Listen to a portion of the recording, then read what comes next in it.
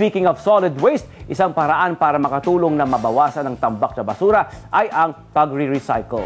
Kaya akalain nyo ha, akalain nyo ha, itong mga papakita natin ngayon, itong mga kabats ko rito.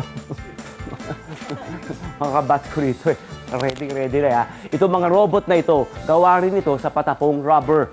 Ayan ha. At ito po ay mga obra ng ating susunod na panauhin ngayon. Si Ginoong Chris Michaelson muna to. Good morning, Chris!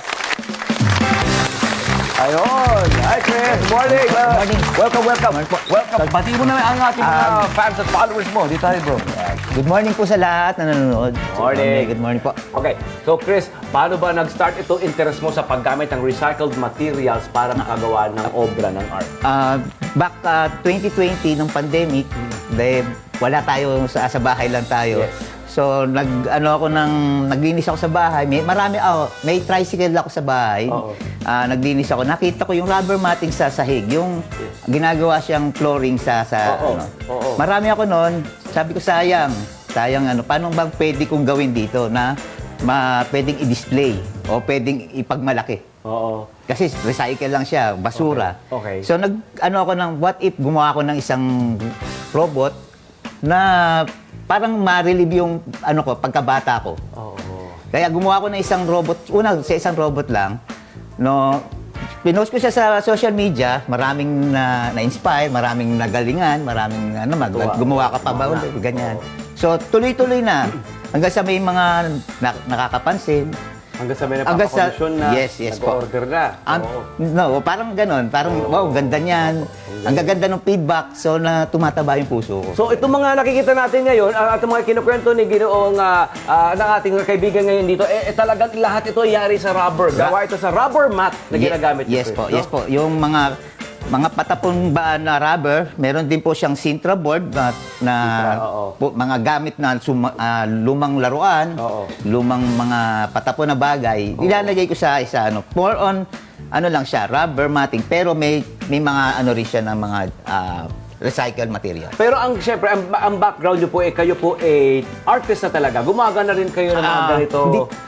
Lang po ako, mahilig lang po ako mag-drawing nung drawing, since ng artist bata. ka kasi to start Pero with. hindi po ako gumagawa ng robot. Naglakas loob lang din ako nag-try nag-start ako sa isang ulo. Anong pinagbasihan mo? Paano pag-aaral ginawa mo? At Research? tumitingin lang ako sa mga picture, yun lang. Oo. Tapos by 3 dimension, titignan ko siya kung ano yun. Oo. At nag-ano na ako ng mga shapes, kung paano gagawin siya. Yun, tapos yun na po, dikit-dikit. Oo. Kaya nag-start na siya po Ang husay. Ito, tinatawag ako itong napakalaking ito Opo. na robot na ito. Ito ay yari sa rubber mat. rubber sa Sintra board, lumang laruan. Lumang mga laruan. Yung stick Oo, yung ng mga parts ng mga- lobo. Oo. Ito, salamin siya ng face shield. Okay. Yan. Ayan. Ito, Nagamit ka rin sa ibang paraan. Tapos yung mga lumang laruan, Oo. ginagawa ko siyang effects. Lumang laruan ng mga anak natin. Ito, yung mga Sintra board, mga lumang laruan. Oo, ito yung stick ng lobo. Yes po. Oo. Tapos akala mo isang napakaganda, pulidong robot ang Opo. naging outcome, 'di ba? Opo. Ang naging obra natin dito. Ito rubber mat. Rubber mat, Sintra board, lumang laruan din po siya. Kung makikita nyo yung pinaka-detail niya rito sa dibdib, mga lumang laruan. Oo. Tapos ito yung transparent na stick, yes, siya yung stick na yung sa mga binicial blind. Ito, yes, yung pang-ikot para yan po yan. yung blind. Tapos Ito. nilagyan ko siya ng Ito. tela na luma Oo. for lahat po yan, hindi naman siya ganun kalaking ginagastos. Ang dami mga batang nanonood ngayon, ha? Opo. Natutuwa. Ito syempre, kilala naman natin ito. No? Opo. We need not mention kung sino siya. Pero Kilala na ho yan. Alam na naman natin. Opo. Ito. Pakita natin ito. Tingnan niyo ba lang mga Sa mga batang 90s and 80s, kilala po lahat yan. Ayan, alam mo yan, Opo. Hi! Ito nga pinapakita natin yung mga gawa po ng isang tao na napulot lamang itong idea nitong pandemya lamang. Yes po, pandemic baby kung tawagin po. Oo. At bukod dito, mayroon ka ba bang ibang mga obra na ginagawa? Aside from robots, na nangyari sa rubber mat? More on robot lang po talaga yung ginagawa ko. Kasi yun lang yun ang napapanood ko noong bata ako na wala akong naging ganung toys. Oo. Kaya ginagawa ko rin siya. Oo. For ano lang, parang gusto ko lang ma-relieve yung inner child ko. Oo. Yung parang naging bata ulit. Oo. Paano nga ba siya gumagawa ng mga robot mula sa goma ba? Ito ha. Ito pinapakita natin, panoorin niyo po ha. Ayan no. Ito yung mga ito yung mga pinapakita niyo sa TikTok. Apo? Yung mga ilan na nagawa mo? More on lahat po siguro mga nasa 30 plus na 30 po. plus po. At saan niyo po sinesource yung mga rubber mat na ito? Kayo po ba yung nakaabang doon sa mga bahay-bahay? Apo, Dapat no? humihingi po ako ng mga tulad ng Sintrabol, hinihingan po ako niyan. Tapos yung mga nakikita ko sa kalsada ng mga rubber, kung ano po makikita ko na mga sirang gamit, kinukuha ko yun. Ilalagay ko sa isang karton sa lugar sa ano ko. Yun doon ako nag-sort kung ano yung And ilalagay then kapag ko. may nakita ka bang halimbawa, rubber mat, depende sa dami na makukuha mo, makukolekta mo. Meron ka na bang idea, isang artwork in mind? Yes, na yes po. paggagamitan nun? Yes po, meron. Oo, Yung basta nakatansya mo. mo na. Opo, kung halimbawa, ito bagay to kay ganito, bagay yung ganyan sa ano. Oo. Sa ganitong klase ng robot, ganitong robot, mga ilang rubber mat ito? Ito, mga siguro, kung mga isang ganyan yan, isang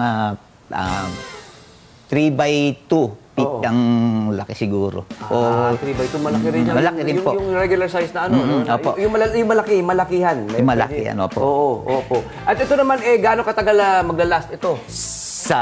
Ang ginagawa or Yung ano niya, yung kanyang buhay, yung kung hindi durability. naman siya laging naka-display lang naman siya. Opo. Matagal yung buhay niya. Siguro ang pinakamatagal ko na siguro since nung 2020 up to now, buhay pa hanggang ngayon. Hanggang ngayon, ano? Oo. At Tsaka matibay pa rin, hindi siya yung matibay. pwede siyang linisin, hindi siya nababasa, hindi siya na ano.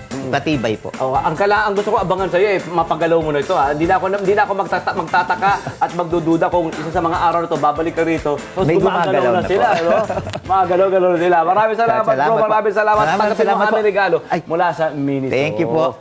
Maraming salamat. Thank you Thank very you po. much. Thank you Thank you very po. much. Thank you po. Kaya balik-balik lamang ha. Ayan ha. Mga kababayan ha. Ang dami nating napupulot na inspirasyon, di ba? Iba talaga ang may alam at iba talaga kapag may abilidad. Di ba? Abilidad lamang ang kailangan. Maraming salamat, Ginoong Chris. Maraming salamat din po. Sana po marami pa kayong mga artwork at obra na may pakita Marami in the po. future. At syempre, ayan po, mula sa Miniso, ito ang ating regalo mula sa Miniso. One-stop shop ang Miniso dahil hindi lamang household items ang mayroon dito. Mayroon ding health and beauty products, daily life products, fashionable accessories, digital products, at pati na rin food and beverage. Do check out their website and kindly follow their social media pages para updated kayo sa kanilang promo dahil sa Miniso, siguradong life is for fun. Huwag bibitiw! Up next, isang simpleng agahan ang ating matitikman mamaya sa pagbabalik ng Love, Tony Bed and Everything. Agahan natin! Ang Pinoy na may diskarte, handang ibigay lahat.